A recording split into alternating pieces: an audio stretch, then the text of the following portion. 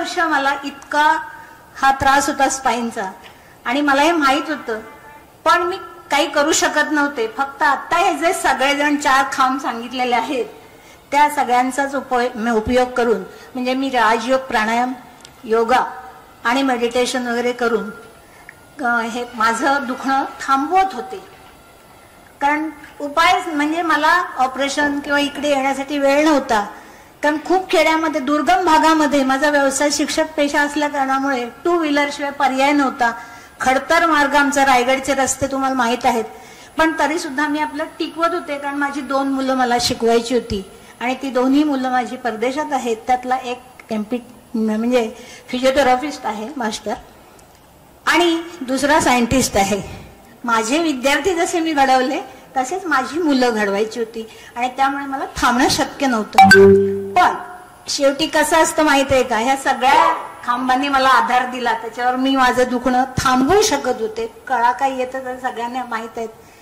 पण जे सरांनी सांगितलं ते, या स्पाईनला जर दुखापत झालेली असेल तर काहीही उपयोग नाही, त्याला ऑपरेशनच महत्वाचं आहे. आणि शेवटी हा करोना आला, त्यानंतर आमच्या महाडचा महापूर, त्याच्यामध्ये आम्ही भरडले गेलो पूर्णपणे. आणि सगळ्यात म्हणजे आमचा मुंबई गोवा रस्ता, हे कारणीभूत जास्त झाले. या 3 वर्षामध्ये मी खूप त्रस्त झाले.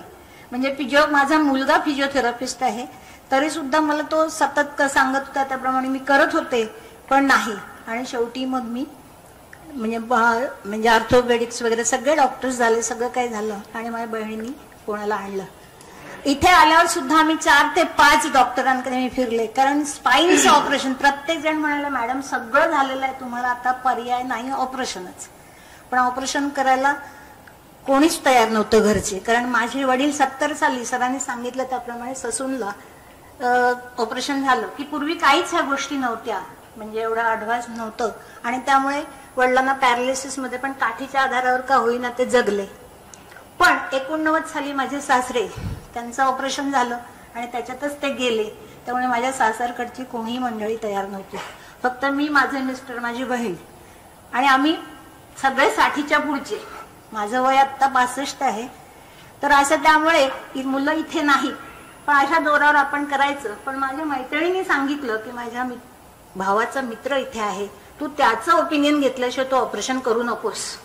आणि डॉक्टर तोडकर सरांचे मित्र आहेत, त्यांच्याकडे मी गेले. सरांची अपॉइंटमेंट नव्हती, काही नव्हतं.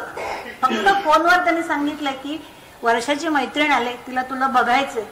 आणि खरोखर तुम्हाला खरं सांगते, सगळ्यांनी कौतुक सरांचं केलं, पण मी खरं सांगेन की कुठलीही अपॉइंटमेंट नाही. एवढा मोठा सर्जन डॉक्टर, पण त्यांनी म्हणाला विदिन अ सेकंड फक्त तुम्हाला येता येते का.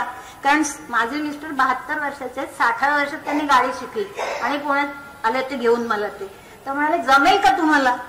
म्हणजे ठीक आहे, जातो मी कसाही घेऊन. आणि तिथे गेलो, सरांनी घेतलं, तपासलं. पण त्यांनी जे तपासलं तेव्हाच सांगितलं एकच औषध आहे, फक्त ऑपरेशन.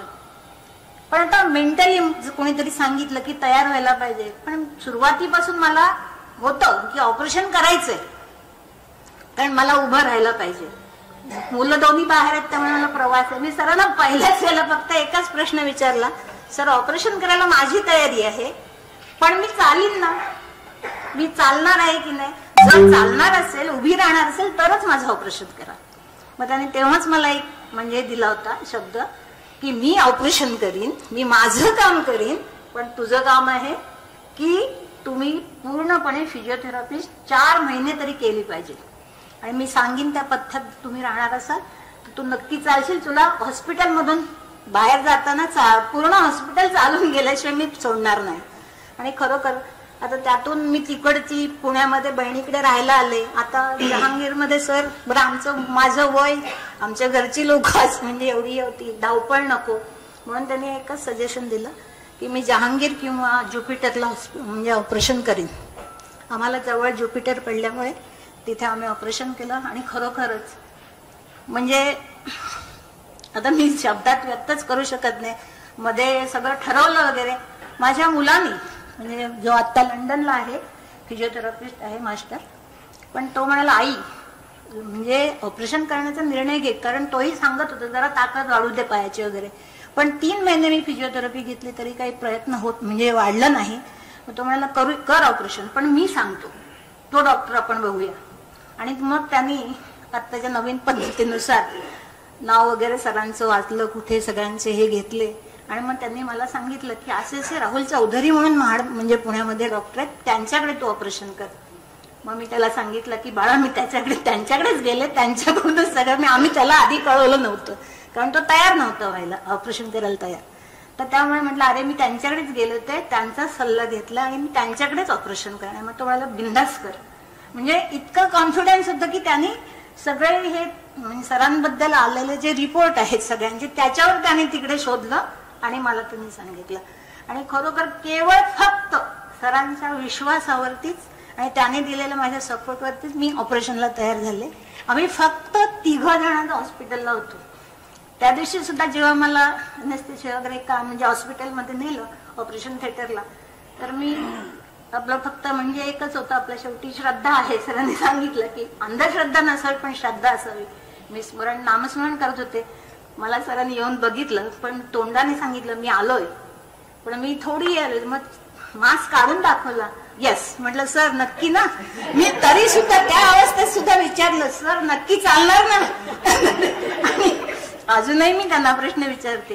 पण की तर असं आहे की आपला एक विश्वास असणं फार महत्वाचं. आणि तो मी त्यांना माझ्या मुलं, कारण माझ्या मोठ्या मुलाचं वय आणि त्यांचं वय सेम आहे, त्यामुळे मी मुलाला आणि त्यांनी मला एक आशय दिला होता. म्हटलं माझी दोन्ही मुलं इथे नाहीयेत, उद्या काय झालं तर लोक चांगलं झालं तर चांगलं म्हणतील, पण वाईट झालं म्हणतील कशाला शहाणपणा गेला असंही होईल. तर त्यामुळे तुम्ही घाबरू नका, बिंदास राहा. तुम्हाला 4थ्या दिवशी चालत जायचं एवढं लक्षात ठेवा. आणि खरोखर ते शब्द म्हणजे हे झाले. माझं ऑपरेशन झालं आणि 3ऱ्या दिवशीच त्यांनी मला बसवलं आणि 4थ्या दिवशी मी त्यांनी सांगितल्याप्रमाणे शब्द आणि शब्द पाळला. मी 4 नाही 5 महिने मी पुण्याला राहिले त्याच्यासाठी. 6 महिने आणि 6 महिने मी फिजिओथेरपी घेतली व्यवस्थितपणे सांगितल्याप्रमाणे सगळं. 1.5 महिन्यात मी त्यांच्या दवाखान्यात जेव्हा तपासाला म्हणजे सरांनी सांगितलं निगडी, मी प्राधिकरणात राहत होते आणि त्यामुळे तिथे आले दाखवायला. खूप म्हणजे जशाप्रमाणे फिजिओथेरपिस्ट माझ्या घरच्याच, माझा मुलगा जो आहे त्याचाच मित्र तिथे क्लिनिक आहे, तर काकू मी घरी येणार, त्यांनी त्याचे प्रयत्न केले. एवढंच नाही तर मला त्रास होऊ नये म्हणून सरांनी सचिन डॉक्टरना माझे टाके बिके काढण्यासाठी घरी पाठवलं होतं. म्हणजे इतकी काळजी घेणारा डॉक्टर. थोडक्यात सांगायचं म्हणजे काय की पेशंट, डॉक्टर अनेक असतात, पेशंट असते, पैसे घेतात, सगळं काही होतं, पण एवढी काळजी पेशंटची घेणारे डॉक्टर मी पहिल्यांदाच पाहिलेलं आहे. कारण मी पण माझं काही आयुष्य थोडंसं नर्सिंग, मला टीचिंग पेक्षा नर्सिंग जास्त आवडायचं आणि म्हणून मी माझ्या एका डॉक्टरकडे सेवा पण केली. पण असं आहे म्हणजे खूप चांगले अनुभव, हा एक सगळ्यात सुंदर अनुभव. आणि आज आता यायचं हे सगळे तुम्ही पुणेकर असाल, म्हणजे पुण्यातून आले असाल. आणि सरांना पण वाटलं की मी माझ्या बहिणीकडेच आहे अजून, म्हणून मला त्यांनी फोन केला की यायला पाहिजे तुम्हाला. हो म्हटलं मी येईन, पण सर मी कुठे आहे? म्हणे कुठे? कोकणात नाही गेले. म्हटलं मी मुंबईत आहे आणि आता मला नातू झालाय, 1 महिन्याचा आहे तो आता म्हणजे, आणि मुलं नाही तिथे, त्यामुळे सुनबाई आणि मी आणि तिची आई, त्यामुळे त्याचं सगळं करण्याची जबाबदारी माझ्यावर. तर म्हटलं मला जमलं तरी येईल. पण माझ्या मुलांनी पहिला कॉन्फिडन्स मला दिला, आई तू बिंदास जा आणि सरांसाठी जा, तुला नक्की. आणि खरं सांगते, जी संस्कृती आता ही जपली गेली, आज इथे सगळ्यांना एनर्जी आलेली आहे. म्हणजे जे असेल थोडं बहुत काही ना काहीतरी दुखणं खुपणं होत असतंच आपल्याला, पण इथं आल्यामुळे खूप आपल्याला एनर्जी आलेली आहे. आणि हे जे काम केलं, सगळ्यांना एकत्र आणलं, आणि हे 4 म्हणजे न्यूट्रिशन वाले किंवा आता मानसिक म्हणजे आपण घेतलेला अनुभव सगळ्यांनी तो आज सुंदरच घेतला असेल की मन पहिला आपलं स्थिर पाहिजे. आणि त्यानंतर फिजिओथेरपी म्हणजे माझा मुलगाच आहे, त्यांना आल्याला म्हटलं बरं चालण्यावरती सरांचा भार आहे जास्त. मला 1.5 महिन्यापासून मला चाल आणि सतत चाल, झोपायला परमिशन होती, बसायला परमिशन नव्हती. 10 मिनिटाशिवाय मला त्यांनी कधीच नाही बसू नकोस, चालत राहा. 8 किलोमीटर मी 1.5 महिन्यापासून चालायला सुरुवात केली. आणि कारण मी पूर्वी ट्रेकिंग केलेलं आहे, सगळं करायचे, पण महाडमध्ये सगळ्यांना तुला कसं हे झालं असं सगळेजण अजूनही विचारतात. ठीक आहे, जे आता स्पाईनच निखावी म्हणजे सरांच्या भाषेत त्यांनी चिकटलेलं होतं अक्षरशः, म्हणजे ते इतकं दुखणं वाढलेलं होतं. पण मी माझ्या ह्या सगळ्या गोष्टींवरती तारलं फक्त. पण लोकांना वाटत होते मी तसंच म्हणले, दुःख दिसत नाही ना. आणि त्यामुळे लोकांना समजत नव्हतं मला काय वेदना आहेत त्या, पण माझ्या वेदना मीच भोगत होते आणि ते त्यांनी बरोबर काढला. तर मला असं वाटतंय की आज मला जे आयुष्य मिळालं, आनंद जो मिळाला, आणि मी इथे येऊन उभी राहिले, मला साडी सुद्धा नेसता येत नव्हती. 2 पार मी अजिबात आता शेवटच्या कालावधीत राहू शकत, मग मला रडायला यायचं आणि माझा डावा पाय पूर्णपणे हे सुन्न पडत गेला होता. त्यामुळे एकच उपाय आहे म्हणाले, बाकी काही करू नका तुम्ही. आणि म्हणून ते म्हणतात की मी जेवाल नाही सगळेजण या, असं माझं नाही.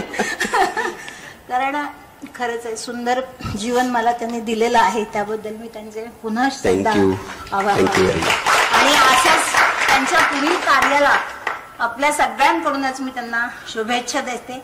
आणि त्यांचा उत्तरोत्तर असंच म्हणजे आयुष्य तर त्यांना लाभोच, आरोग्य तर लाभोच, परंतु त्यांच्याकडून अशी चांगल्या प्रकारे सेवा हो अशी परमेश्वराशी प्रार्थना करते आणि धन्यवाद.